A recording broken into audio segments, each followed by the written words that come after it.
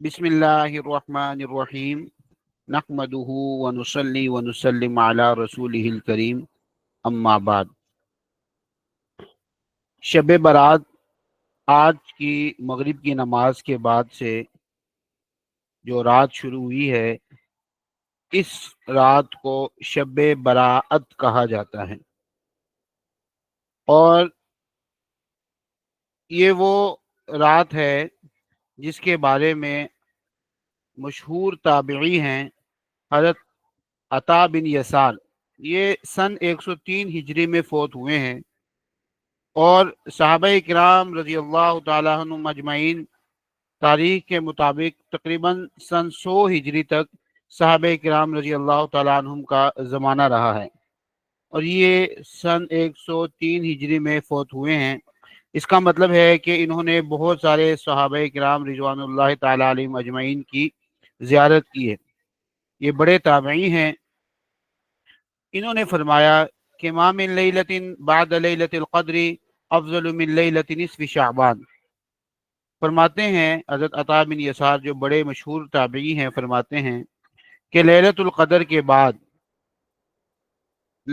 क़दर के बाद शाबान की 15वीं शब से ज़्यादा कोई रात अफजल नहीं। यानी लैलतुल क़दर की फजीलत तो मुसल्लम है और वो सबसे अफजल रात है, लेकिन उसके बाद जिस रात को सबसे ज़्यादा फजीलत हासिल है उसको वो रात शब बराअत है।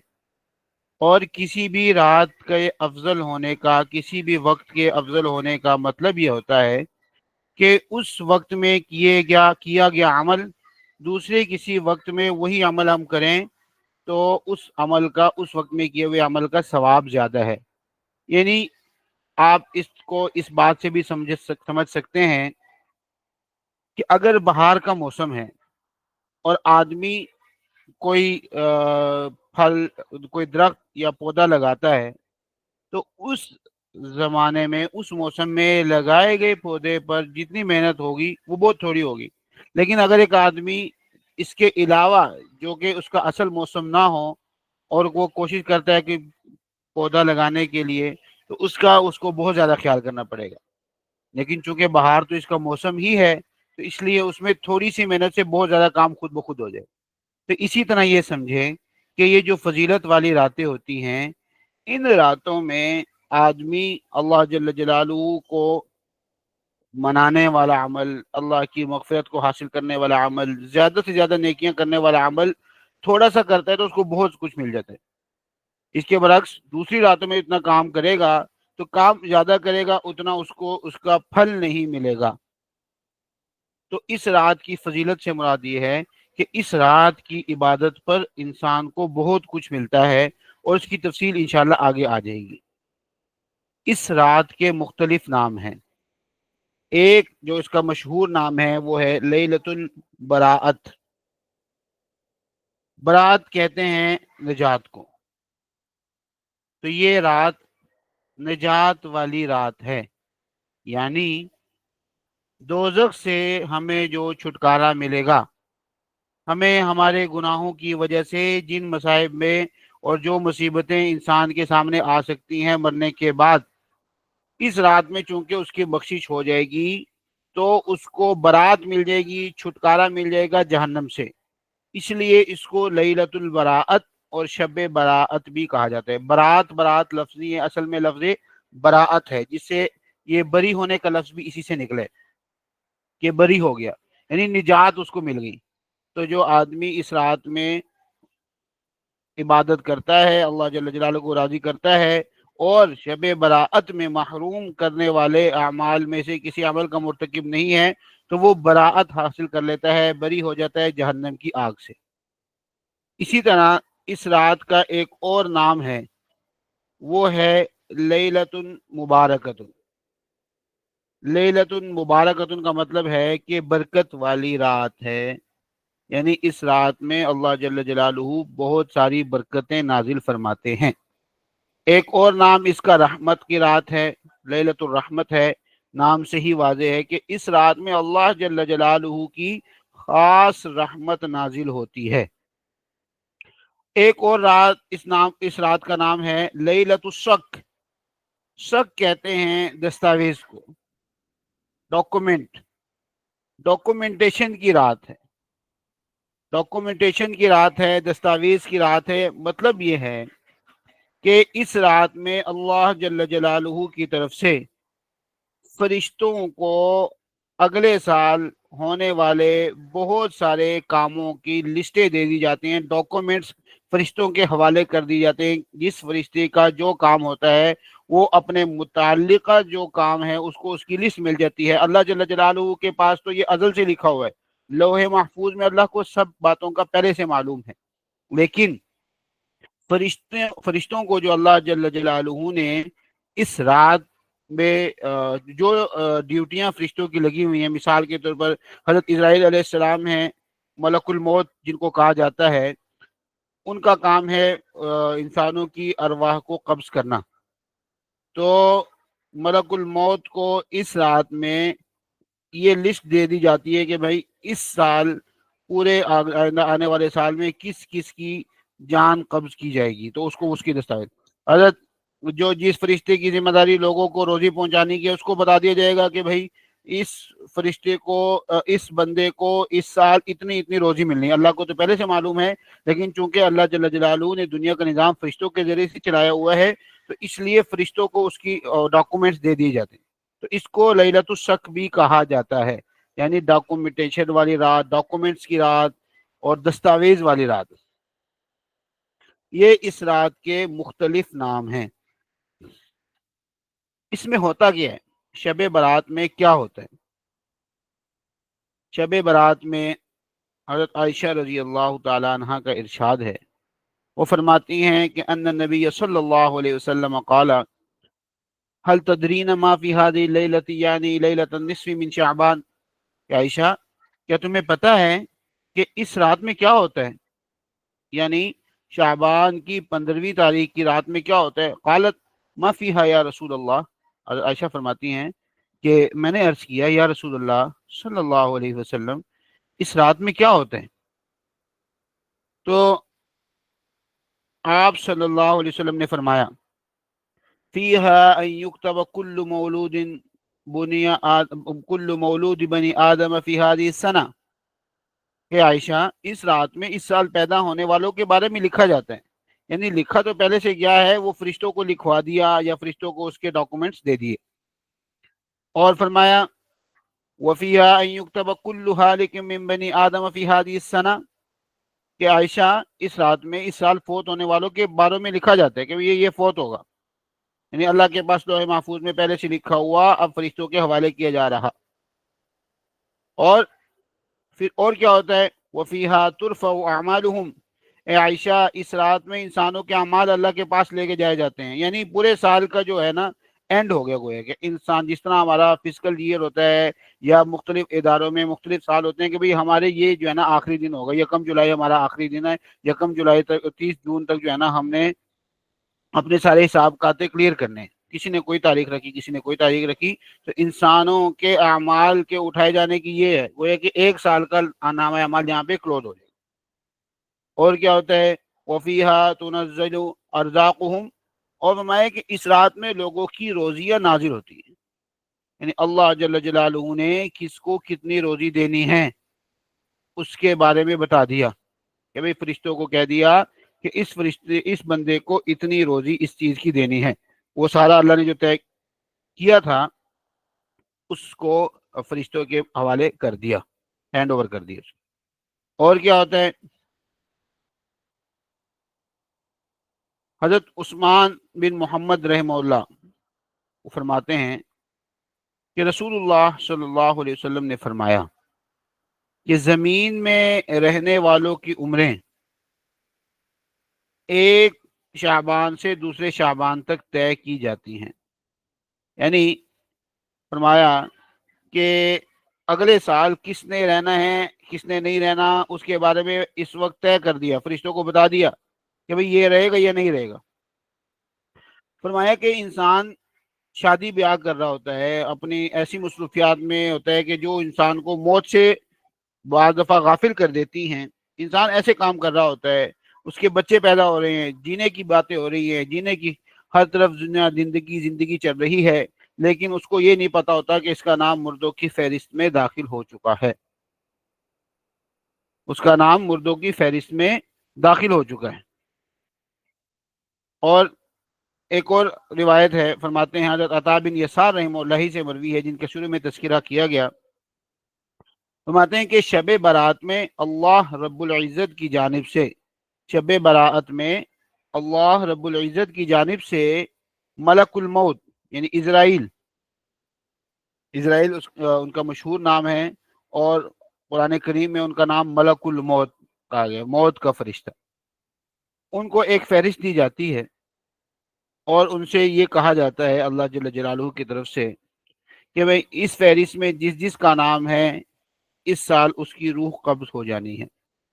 چنانچہ کوئی بندہ درخت لگا رہا ہوتا ہے، کوئی بندہ شادی کر رہا ہوتا ہے، اور کوئی تعمیرات کر رہا ہوتا ہے، زینے کے سامان بیان کر رہا ہے کہ میں نے یہاں رہنا ہے 10 سال 20 سال، اس کی ذہن میں یہ ہوتا ہے، لیکن اس کا نام مردوں کی فہرست میں لکھا جا چکا ہوتا ہے۔ یہ تو کچھ وہ کام تھے جو تکوینیات تھی، یعنی دنیا کے معاملات جو چلتے ہیں نا، تکوینی نظام ہے اللہ جل جلالہ کا، اور تکوینی نظام ایک الگ ہے، اب اس کے ہم سب پابند ہیں، اس میں کسی کے پاس کوئی اختیار نہیں ہے کہ کب پیدا ہونا ہے، کتنی روزی اس کو ملے گی، اور کب اس نے مرنا ہے، کہاں مرنا ہے، اور جو ہے کتنے سال اس کی زندگی ہوگی، اس کی تکوینیات ہیں، اس کو اس کے جو ہے نا آدمی اس پہ پابند ہے، وہ اس میں اس کو کوئی اختیار نہیں دے گا۔ لیکن دوسری چیز ہوتی ہے تشریعات سے مراد یہ ہوتا ہے کہ جو چیزیں اس نے دنیا میں کرنی ہیں اس کو اللہ نے اختیار دیا ہے کہ بھئی نیک کام بھی کر سکتے ہو اور گناہوں کے کام بھی کر سکتے ہو، اب آگے تمہاری مرضی ہے کہ جو کرو گے اس کے مطابق تمہیں اجر اس کا مل جائے گا۔ تو تکوینیات کے حوالے سے تو اس رات میں یہ کام ہوتے ہیں، لیکن اس کے علاوہ اور کیا ہوتا ہے؟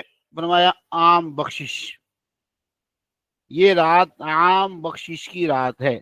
حضرت ابو بکر رضی اللہ تعالیٰ عنہ سے روایت ہے کہ نصف شعبان کی رات کو اللہ رب العزت آسمان دنیا کی طرف نزول اجلال فرماتے ہیں، اور اس شب ہر کسی کی مغفرت کر دی جاتی ہے سوائے مشرک اور کینہ پرور کے۔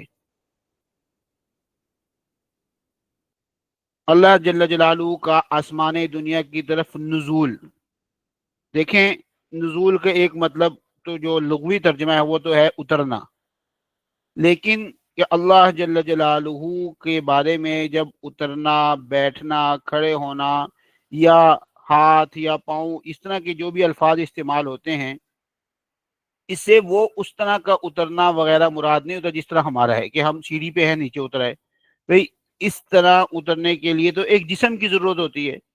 اللہ جل جلالہ جسم اور جسمانیات سے پاک ہیں، ان کو کہتے ہیں متشابہات، کہ اگر اس کا لغوی معنی لیا جائے تو یہ مطلب بنتا ہے، لیکن اس کے لیے جسم کا ہونا ضروری ہے، اور جسم اللہ کے پاس، اللہ جسم تو محتاجگی کی علامت ہے، یہ ہمارا جسم ہے، ہم اس کے محتاج ہیں، تھوڑا سا کوئی مسئلہ ہو گیا، یہ کئی چیزوں سے مل کے بنا ہے، مرکب ہے، جو مرکب ہوتا ہے اس نے ختم بھی ہونا ہوتا ہے، اور اللہ جل جلالہ تو ہمیشہ سے ہیں اور ہمیشہ رہیں گے، اللہ جل جلالہ جسم سے پاک ہیں۔ تو یہ جو باتیں ہوتی ہیں متشابہات ہوتی ہیں، مطلب اس کا یہ ہے کہ اللہ جل جلالہ کی خاص رحمت اس کی طرف متوجہ ہوتی ہے، اور عام دنوں میں تہجد کے وقت، یعنی رات کے اگر 3 حصے کیے جائیں تو سب سے افضل حصہ اس کا تیسرا حصہ ہے، اس میں عبادت کرنا۔ تو عام راتوں میں تو وہ افضل والی جو افضلیت والا حصہ ہے وہ آخری ہوتا ہے، لیکن اللہ جل جلالہ اس رات میں ساری رات کو جو ہے اسی کھاتے میں، اسی کیٹیگری میں لے آتے ہیں کہ مغرب کے بعد سے جو عبادت شروع کرے تو اس کو اتنا ہی ثواب ملے جو رات کے آخری پہر میں اٹھ کر عبادت کرتا ہے۔ تو اس کی عام بخشش ہوتی ہے، سب لوگوں کی بخشش، اللہ جل جلالہ فرماتے ہیں اس کو بھی معاف کر دو، اس کو بھی معاف کر دو، لیکن کچھ لوگ ہیں جن میں سے 2 کا تذکرہ تو ابھی یہاں پہ آ گیا ہے، البتہ باقیوں کا تذکرہ تفصیلی جو بات ہے وہ انشاءاللہ اگلی سلائیڈز میں آ جائے گی۔ 2 لوگوں کے بارے میں تو بتا دیا کہ مشرک اور کینہ پرور، اور فرمایا کہ بنو کلب کی بکریوں کی تعداد کے برابر لوگوں کی بخشش کی جاتی ہے۔ बनु कल्ब की बकरियों के, बल्कि रिवायत में ये फरमाया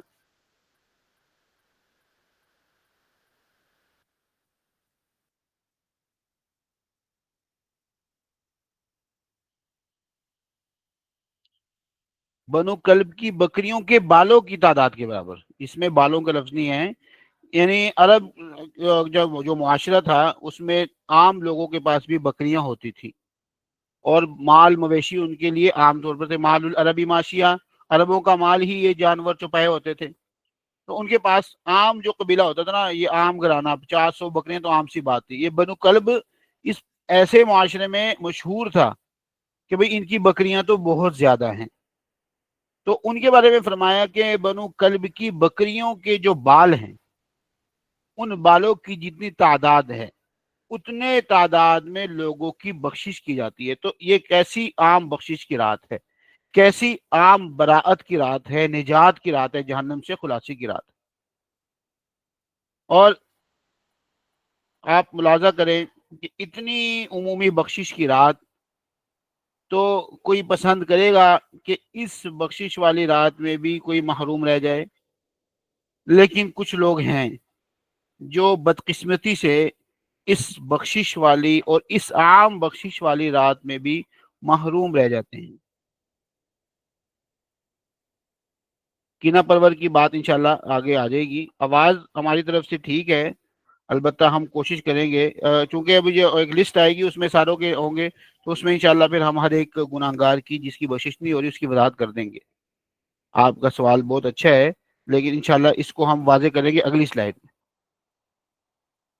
जी, तो इतनी बख्शिश और इतनी उमूमी बख्शिश वाली रात में कुछ लोग हैं जो नहीं बख्शे जाएंगे। वो कौन है? ये वो लिस्ट आपके सामने आएगी कि जो इस रात अल्लाह की रहमत से महरूम रह जाएंगे। नंबर एक, मुशरिक, अल्लाह के साथ शरीक ठहराने वाला, इसकी बख्शिश नहीं होगी। देखिए, मुसलमान जो होते हैं वो ऐसा शिरक तो वो नहीं करते कि जैसा कि गैर मुस्लिम जो अल्लाह के साथ कोई और अल्लाह ही एक और खुदा ही मान लें, या कोई के दो खुदा हैं या तीन खुदा हैं, या बारिश का खुदा है, इसका इस तरह का शिरक तो मुसलमान करता ही नहीं है। लेकिन बाद औकात आदमी से ऐसे काम होते हैं कि जो शिरक करने के शिरक के जुमरे में आते हैं। मिसाल के तौर पर अल्लाह जल्ल जलालहू के सामने हम इबादत करते हैं, झुकते हैं। एक आदमी गैरुल्लाह के सामने झुक गया, इबादत की नीयत से नहीं झुका, उसकी ताज़ीम इतनी ज़्यादा कर दी, या उसने गैरुल्लाह से उसके दिल में ऐसा अमल उसने किया कि जो आमतौर पर खुदा के सामने किया जाता है, उसको पुकार लिया, या ऐसा कोई काम कर लिया कि जिससे ये शुबा हुआ कि ये तो उसको लगता है जैसे ये इसको खुदा मानता है। ये छोटा शिरक जो है ना इंसान से हो जाता है। बड़ा शिरक तो मुसलमान नहीं करता, लेकिन छोटा शिरक बाज़ दफ़ा इंसान से हो जाता है। तो जो शिरक करने वाला होता है ना, मुसलमान होने के बावजूद अल्लाह के साथ शरीक ठहराता है, यानी वो दूसरे शिरकिया अमाल करता है, अल्लाह जल्ल जलालहू की जो सिफात है वो किसी और के लिए साबित कर दी, या इस तरह की दूसरी और बातें, तो ये अल्लाह की रहमत से महरूम है। नाहक कत्ल करने वाला अल्लाह जल्ल जलालहू की रहमत से, उसको अल्लाह की रहमत में से हिस्सा नहीं मिलेगा इस रात को। इतने ज़्यादा लोग बख्शे जा रहे हैं, लेकिन ये बेचारा बदनसीब है और ये नहीं बख्शा जा रहा। तो हमें इस लिस्ट में आने से बचना है, इस लिस्ट में आने से हमने बचना है। कीना रखने वाला, यानी एक आदमी के बारे में हमें कोई किसी बात का गुस्सा है और दिल में उसको छुपाया हुआ है, अब उसको नहीं बता रहे, दिल में रखा हुआ है, और मौके का बस उसके साथ नफरत दिल में पाल रहे हैं कि जब देखी जाएगी, जब मुझे मौका मिलेगा मैं इससे बदला लूंगा। भाई, अगर किसी से कोई मसला है तो उसको बताओ, और उसको बताओगे तो हो सकता है माफी भी मांग ले। लेकिन एक मुसलमान के बारे में, एक किसी के बारे में दिल में ये रखना कि भाई जब मौका मिलेगा तो इससे मैं बदला लूंगा, बता कुछ नहीं रहा, एक तरह से मुनाफिकत है। तो आदमी दिल में रखे और फिर मौका का इंतजार करे और सामने से हंस के मिले कि भाई हम तो जैसे एक दूसरे के चाहने वाले मिलते हैं उस तरह मिलने मुलाकात करे, तो और दिल में उसके बुग्ज हो, कीना हो कि भाई मैं जब मौका मिलेगा तो देखी जाएगी, उसकी नफरत है दिल में, तो ऐसे आदमी की बख्शिश इस रात को भी नहीं होती। हमने अपने आप को इस लिस्ट में शामिल होने से महफूज करना। کہ ہم اس میں شامل نہ ہو جائیں. اللہ سے دعا مانگنی ہے اللہ اس شب میں محروم ہونے والے افراد میں ہمیں شامل نہ کرنا. زنا کرنے والا مرد ہو، زنا کرنے والی عورت ہو، اتنا بڑا گناہ ہے، اتنے زیادہ لوگ بخشے جا رہے ہیں لیکن یہ محروم. رشتے توڑنے والا، ذرا ذرا سی بات پہ چلو جی بھائی ہے، کوئی پتہ نہیں بھائی ہے، بہن ہے، ماں ہے، ماں باپ کے نافرمان تو آگے آ رہا ہے، وہ بہن بھائیوں سے رشتہ توڑنے والا، قریبی لوگ ہیں ان سے رشتہ ہی نہیں جوڑ رہا، قطع رحمی کر رہا ہے، تو اس کی بھی بخشش اس رات میں نہیں ہوگی. اتنے زیادہ لوگ بخشے جا رہے ہیں لیکن یہ بیچارہ رہ گیا، قطع رحمی کرنے والا بیچارہ رہ گیا. اور دیکھیں یہ گناہ ہے، اس کو اتنی زیادہ لوگ توجہ نہیں دیتے بعض دفعہ، لیکن یہ کتنا بڑا گناہ ہے کہ اتنی عمومی بخشش ہو رہی ہے لیکن یہ بندہ بیچارہ رہ گیا، ٹخنوں سے شلوار نیچے لٹکانے والا. تکبر کی وجہ سے آدمی، عام طور پر یہ تکبر ہی کی وجہ سے ہوتا ہے. اور جب ایک آدمی کو پتا ہو کہ آپ صلی اللہ علیہ وسلم نے منع کیا ہے پھر بھی نہیں کر رہا، نہیں شلوار ٹخنوں سے اٹھا رہا، تو اس کو اب تکبر کے علاوہ اور کیا نام دیا جائے.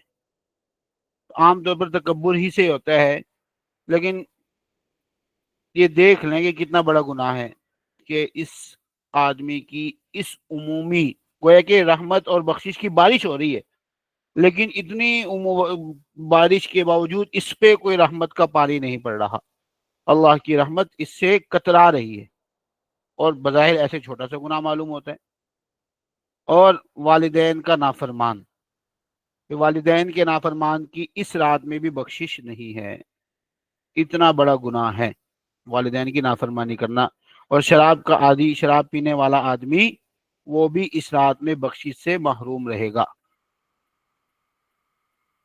آپ صلی اللہ علیہ وسلم اس رات میں جو دعا مانگا کرتے تھے، جو آپ صلی اللہ علیہ وسلم سے منقول ہے، وہ دعا ہے اعوذ بعفوک من عقابک واعوذ برضاک من سخطک واعوذ بک منک جل وجهک لا احصی ثناء علیک انت کما اثنیت علیک انت کما اثنیت علی نفسک. یہ دعا آپ صلی اللہ علیہ وسلم سے اس رات میں منقول ہے. اس کا ترجمہ یہ ہے کہ اے اللہ، میں پناہ میں آتا ہوں تیری معافی کے، یعنی جو تیرا غصہ ہے، تیرے غصے سے بچتا ہوں اور پناہ لیتا ہوں میں تیری معافی کے، کہ تیری معافی کی سائے میں آ کر میں تیرے غصے سے پناہ مانگتا ہوں. اور آگے کیا فرمایا کہ میں پناہ میں آتا ہوں تیری رضامندی سے، رضامندی کی پناہ میں آتا ہوں تیرے غصے کے، کہ اللہ تیرے غصے کی میں برداشت نہیں کر سکتا، میں اس کے قابل نہیں ہوں کہ میں تیرا غصہ برداشت کر دوں، تو مجھے اپنی رضامندی کا جو ہے اس کی پناہ دے دے. اور اے اللہ تو بہت عظیم الشان ہے، میں ایسی تیری تعریف نہیں کر سکتا جیسے تو خود اپنی تعریف کر سکتا. یعنی اللہ جل جلالہ کی تعریف انسان کے بس میں ہے ہی نہیں، وہ جتنی بھی کرے وہ کم ہے. تو اللہ کی تعریف کر کے اللہ تعالیٰ کی رحمت کو اپنی طرف متوجہ کرنا، اور پھر اللہ جل جلالہ سے معاف مانگنا کہ اللہ مجھے معاف کر دے. یہ سلائڈ انشاءاللہ بعد میں آپ کے ساتھ شیئر کر دی جائیں گی. اب یہ تو اس رات کی کچھ فضائل اور اس کے اندر کچھ ہونے والے کاموں کے بارے میں عرض کیا گیا. اس رات میں ہم نے کیا کرنا ہے؟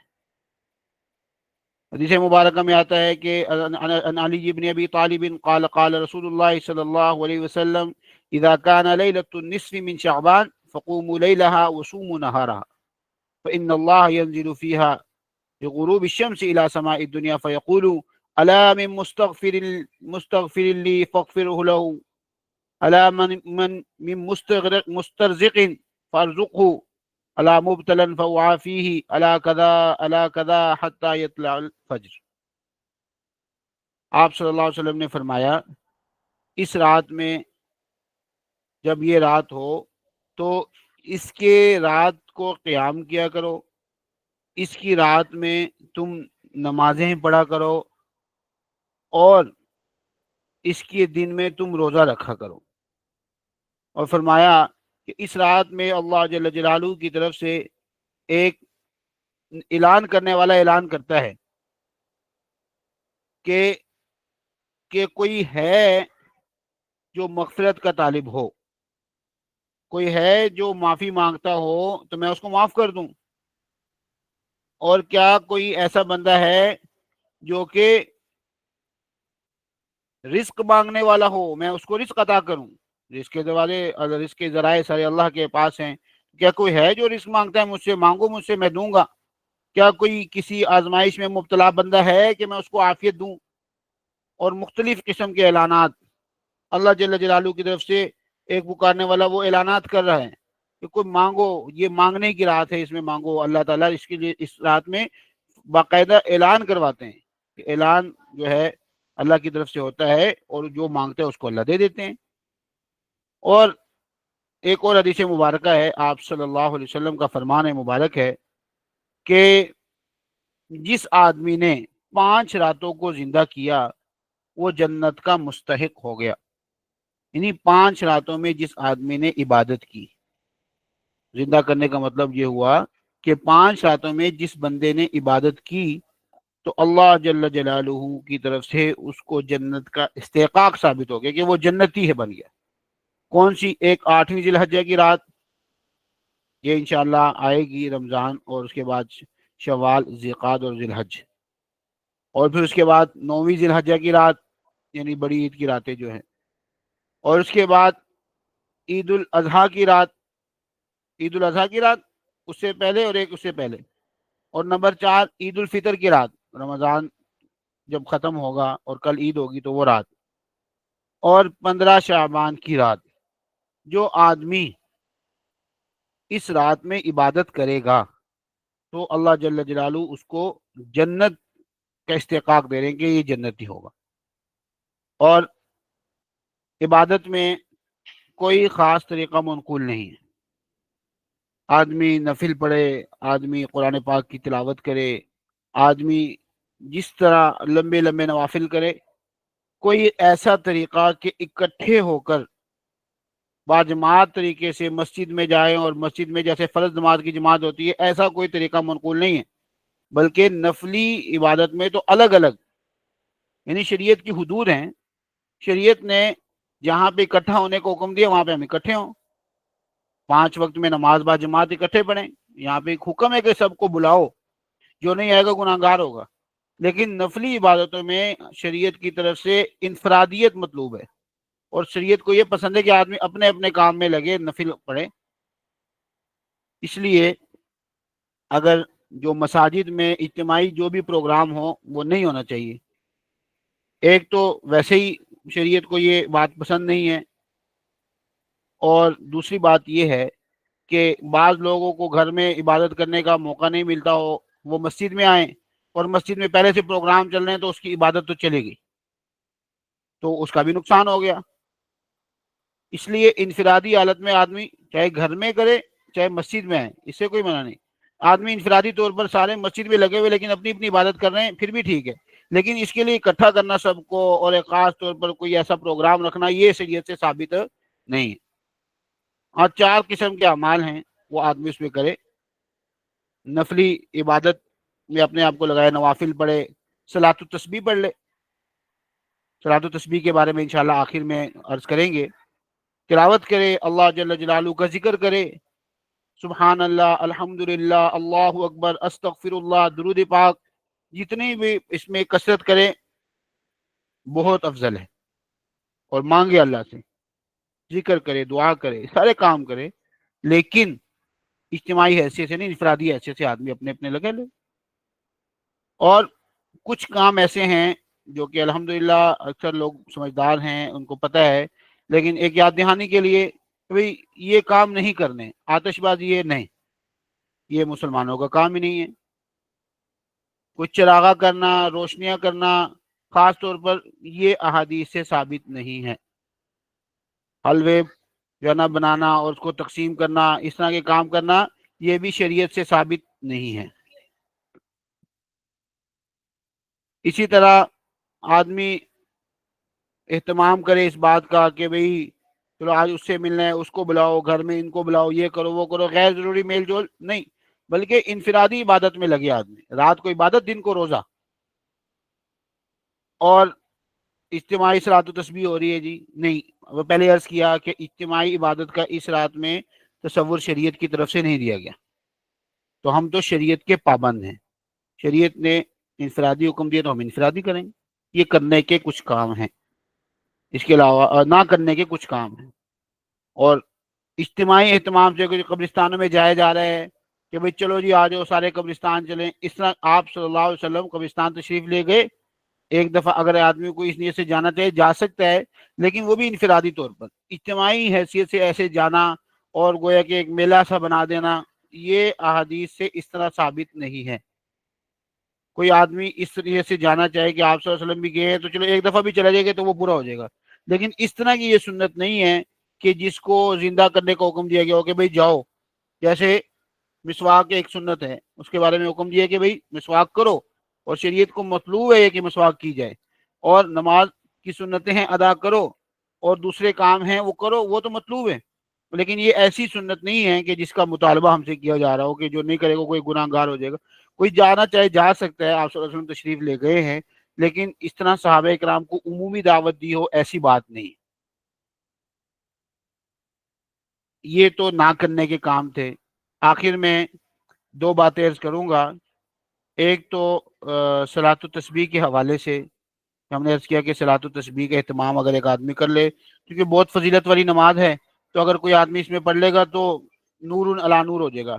گویا کہ نورانیت تو اس رات میں پہلے ہی ہے، پھر یہ رات صلاۃ التسبیح اور افضل عبادت ہے. تو اس افضل عبادت میں یہ افضل عمل کرے گا تو اللہ جل جلالہ اس کی چار چاند لگا دیں. تو صلاۃ التسبیح کے بارے میں حضرت عباس رضی اللہ تعالیٰ عنہ کو آپ صلی اللہ علیہ وسلم نے صلاۃ التسبیح سکھاتے ہوئے فرمایا کہ یا عما، اے میرے چچا جان، الا اعطی کا، کیا میں تمہیں کچھ گفٹ نہ کروں، کیا تمہیں کچھ عطا نہ کروں، الا امنحک، کیا تمہیں کوئی گفٹ نہ دوں، الا افعل بک 10 خصال، کیا میں تمہیں ایسی کوئی چیزیں نہ بتاؤں کہ جب تم یہ کام کرو گے غفر اللہ لک ذنبک اولہ وآخرہ، کہ اس کام کے کرنے کے بعد اللہ جل جلالہ تمہارے تمام گناہوں کو معاف کر دیں گے. اول گناہ اور آخر گناہ، سارے گناہوں کو اللہ جل جلالہ معاف فرما دیں گے. اور قدیمہ و حدیثہ، پرانے گناہوں کو بھی معاف کر دیں گے، نئے گناہوں کو بھی معاف کر دیں گے. خطاہ و عمدہ، غلطی سے گناہ ہوئے ہیں وہ بھی معاف، جان بوجھ کے گناہ کیے وہ بھی معاف. سرہ و علانیتہ، اور سب کے سامنے کیے وہ بھی معاف، سب سے چھپ کر کیے وہ بھی معاف. ظاہر ہیں، پوشیدہ ہیں، چھوٹے ہیں، بڑے ہیں، جان بوجھ کے کیے غلطی کے سارے گناہ اللہ جل جلالہ سے آپ کے معاف کر دیں گے. کیا میں تمہیں ایسی بات نہ بتاؤں؟ اور جب یہ ساری تفصیل بتائی تو اس کے بعد آپ نے فرمایا اگر ہو سکے تو یہ کام، یہ نماز دن میں ایک بار ضرور پڑھ لیں، ایک بار پڑھ لیں. یہ بھی نہ ہو سکے تو ہفتے میں ایک بار پڑھ لیں، یہ بھی نہ کر سکے تو مہینے میں ایک بار پڑھ لیں، اور یہ بھی نہ ہو سکے تو سال میں ایک بار پڑھ لیں، اور سال میں بھی اگر نہ موقع ملے، نہ عبادت کی جا سکے، تو زندگی میں ایک بار تو ضرور یہ نماز پڑھ لے.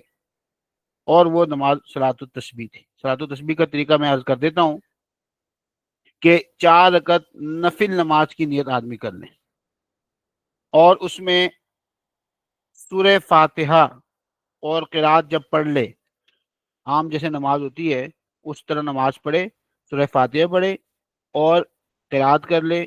قرات سے جب فارغ ہو تو رکوع میں جانے سے پہلے 15 مرتبہ سبحان اللہ والحمد للہ ولا الہ الا اللہ واللہ اکبر.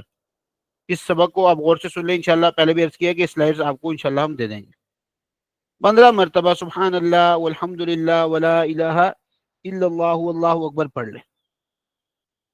پھر اس کے بعد 10 بار جب رکوع میں سبحان ربی العظیم جب 3 دفعہ کہہ لیتا ہے تو رکوع میں 10 مرتبہ یہ دعا پڑھے سبحان اللہ والحمد للہ ولا الہ الا اللہ واللہ اکبر.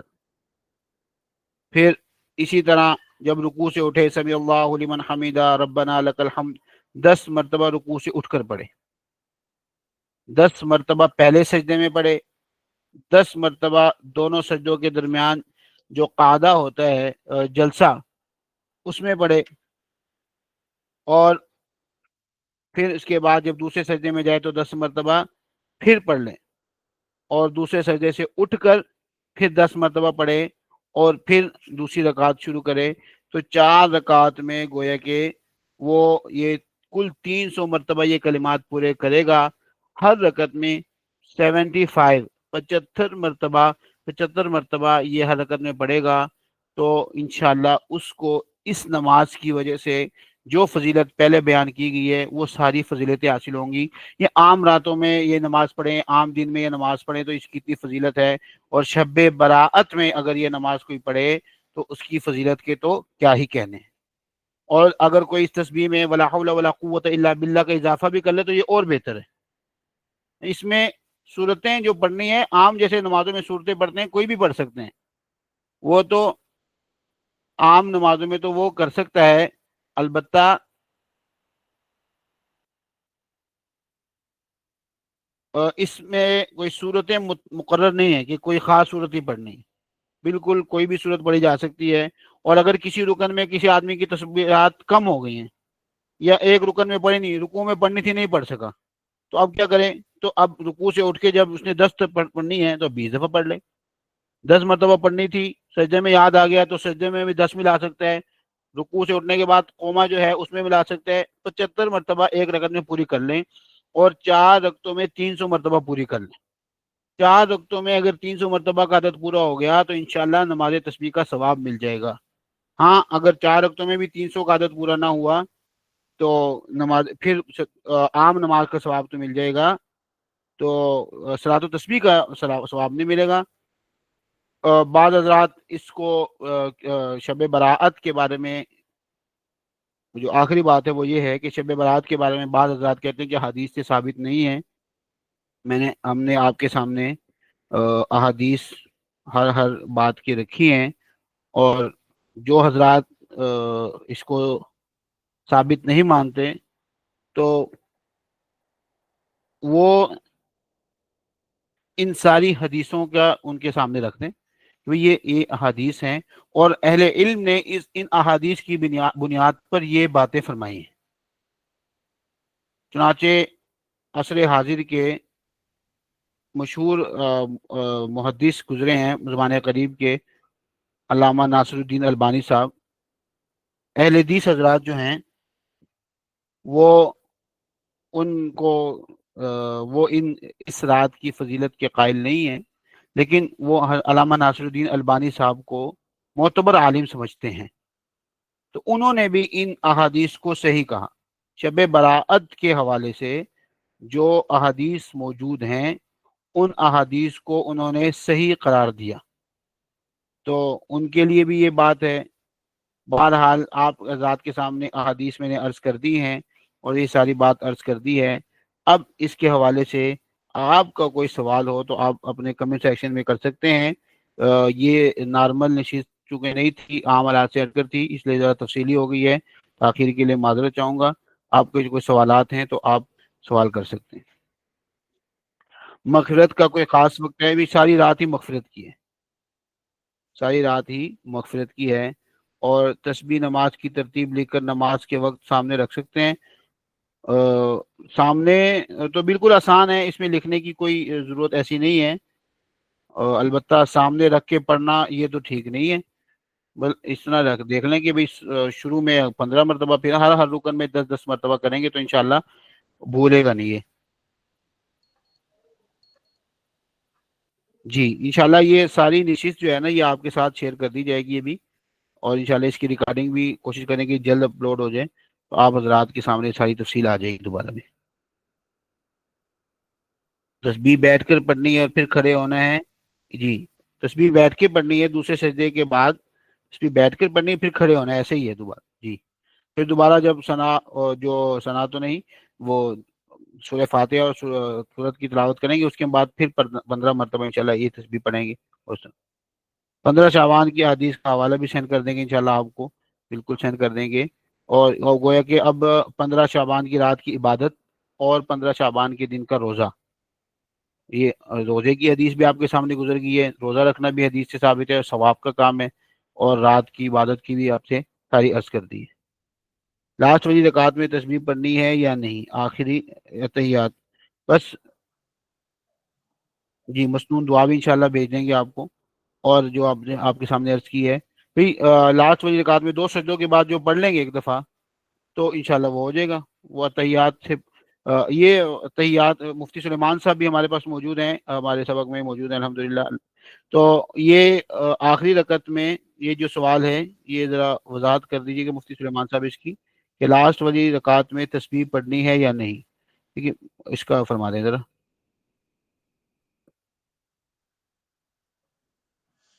لاسٹ والی رکعت میں بھی تسبیح پڑھنی ہے،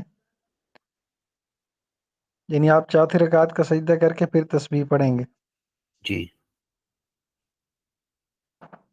اتحیات جی ریٹرن سینڈ کر سکتے ہیں حدیث، انشاءاللہ یہ کتاب ہے ہم آپ سے شیئر کر دیں گے، اس میں ریٹرن سب کچھ لکھا ہوا ہے، جی لکھا ہوا ہے، لکھے گی۔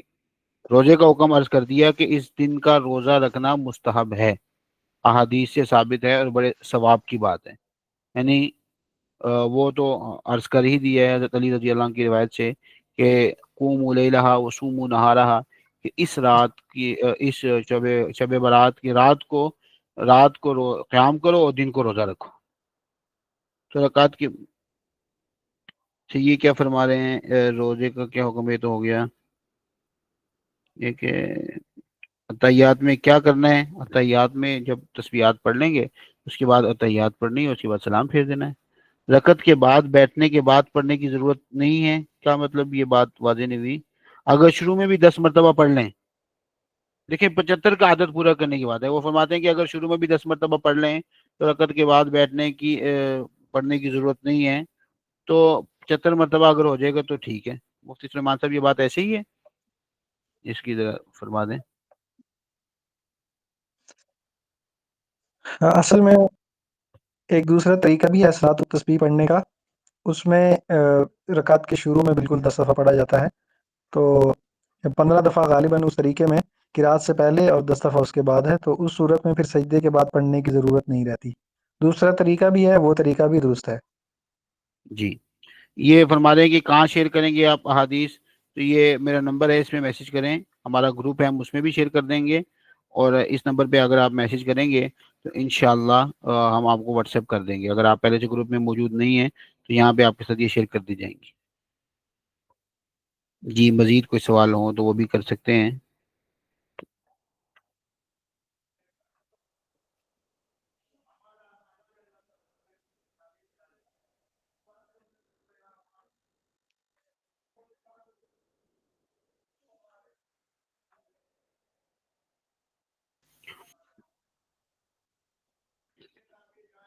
جی نوافل کی جگہ قضا نماز پڑھ سکتے ہیں مفتی سلیمان صاحب؟ جی قضا نماز بھی پڑھ سکتے ہیں، انشاءاللہ اس میں بھی ثواب مل جائے گا۔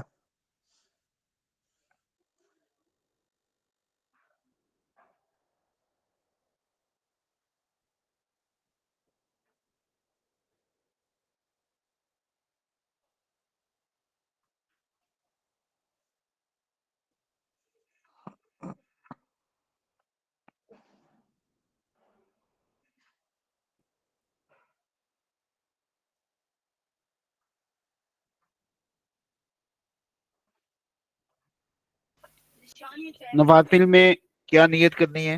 نوافل میں نوافل کی نیت ہی کرنی ہے، نوافل میں نوافل ہی کی نیت کرنی ہے۔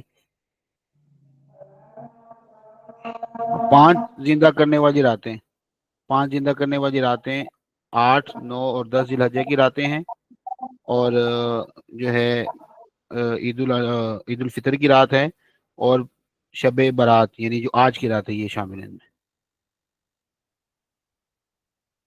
جی ہم یہاں پہ اپنا سبق ختم کرتے ہیں، نماز کی اذانوں کا وقت بھی ہو گیا ہے، تو اللہ جل جلالہ سے دعا ہے کہ ہمیں اس رات کو مغفرت حاصل کرنے والے لوگوں میں شامل فرمائے، اور اللہ کی بخشش سے محروم کرنے والے لوگوں میں ہمیں شامل نہ فرمائے۔ سبحان ربک رب العزة عما یصفون وسلام علی المرسلین والحمد للہ رب العالمین۔